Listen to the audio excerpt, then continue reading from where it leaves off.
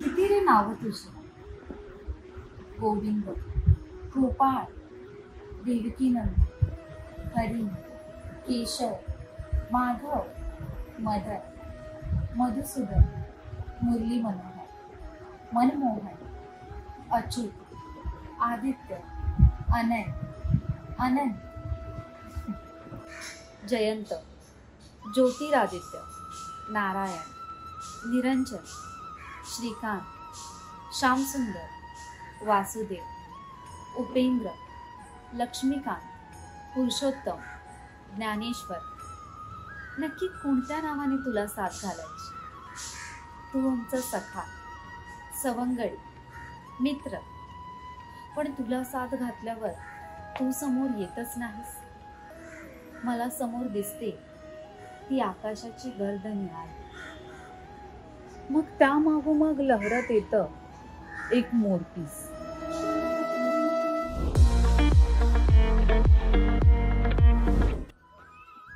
नमस्कार, मी ऐश्वर्या आणि पुन्हा एकदा तुमच्या सर्वांचं स्वागत आपल्या ॲश वाईस या चॅनलवरती. तर तुम्ही कॅप्शन मध्ये बघितलं असेल, आपण आशियामधील सेकंड लार्जेस्ट टेम्पल इस्कॉन मंदिर इथे आलो आहोत.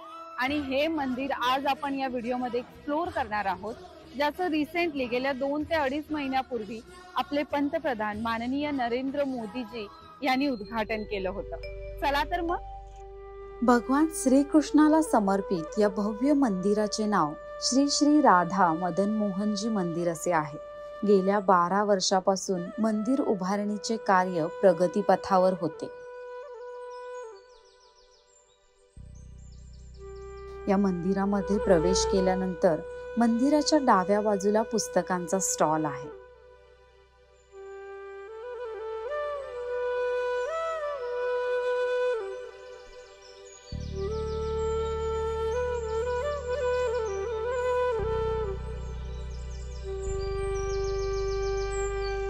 आज आपण या व्हिडिओमध्ये बघणार आहोत या मंदिराचं वैशिष्ट्य, सुंदरता, इथे यायचं कसं, किती वेळ लागेल, आणि हो, महत्वाचं म्हणजे या मंदिरात येत असाल, गाडी घेऊन येत असाल तर इथे 4 व्हीलर पार्किंग नाहीये.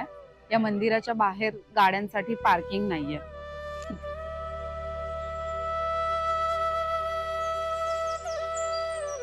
या मंदिरात 3000 भाविकांना एकत्र बसण्याची व्यवस्था करण्यात आली आहे. याशिवाय येथे येणाऱ्या भाविकांसाठी रविवारी मोफत प्रसादाचीही व्यवस्था आहे.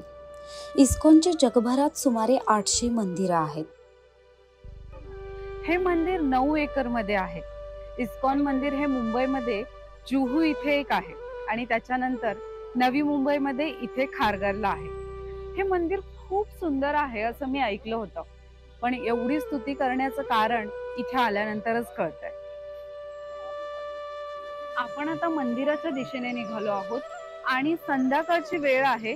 तुम्ही बघू शकता ही माणसांची असणारी गर्दी इथे.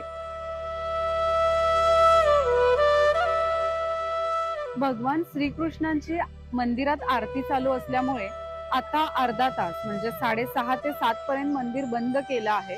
तसं मंदिराचं टायमिंग सकाळी 4:30 ते 1 पर्यंत ओपन असतं आणि त्याच्यानंतर 1 ते 4 हे मंदिर बंद असतं.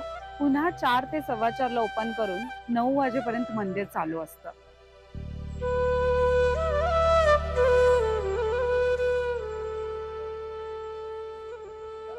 खूप छान असं वातावरण आहे इथे.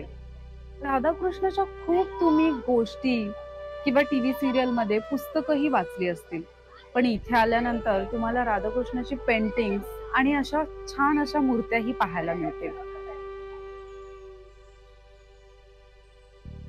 मंदिराच्या बरोबर खालच्या बाजूला हे इस्कॉन मॅचलेस गिफ्ट शॉप आहे. तुझी भगवद्गीता ही जीवनशैली आणि तत्वज्ञानाची मार्गदर्शिका आहे.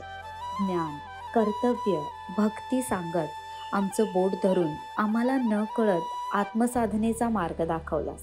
तुझं हे तत्वज्ञान कालातीत आहे. तू तर आम्हाला वचन दिलेस परत येण्याचं, यदा यदा ही धर्मस्य म्हणा. पण आता युद्धासाठी नको येऊस.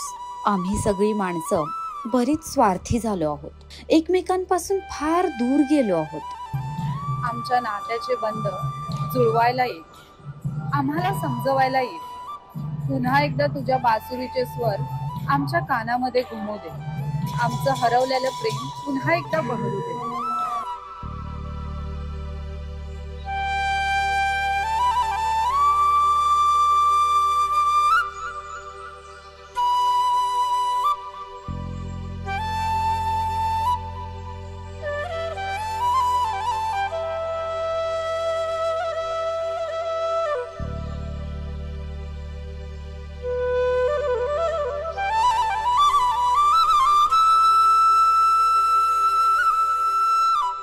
तुझ्या कथा ऐकत आमचं बालपण गेलं. लहानपणापासूनच तू तुझ्या लीला दाखवल्यास. 10 तोंडाच्या विषारी नागाच्या डोक्यावर नाचून त्याला त्या नदीतून माघारी जाण्यास भाग पाडलंस आणि एक संदेश अगदी सहज दिलास. युद्धापेक्षा शांतता केव्हाही चांगली.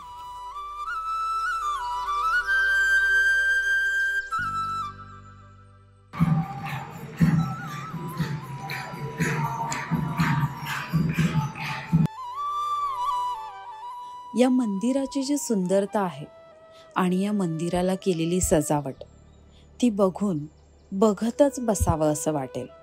आणि म्हणूनच मला असं वाटतं तुम्ही नक्की एकदा या मंदिराला व्हिजिट करावी. आजचा आपला हा व्हिडिओ तुम्हाला कसा वाटला ते कॉमेंट्स मध्ये मला सांगायला विसरू नका. आणि हो, चॅनेलला जर नवीन असाल तर लाईक, शेअर आणि सबस्क्राईब करायला विसरू नका.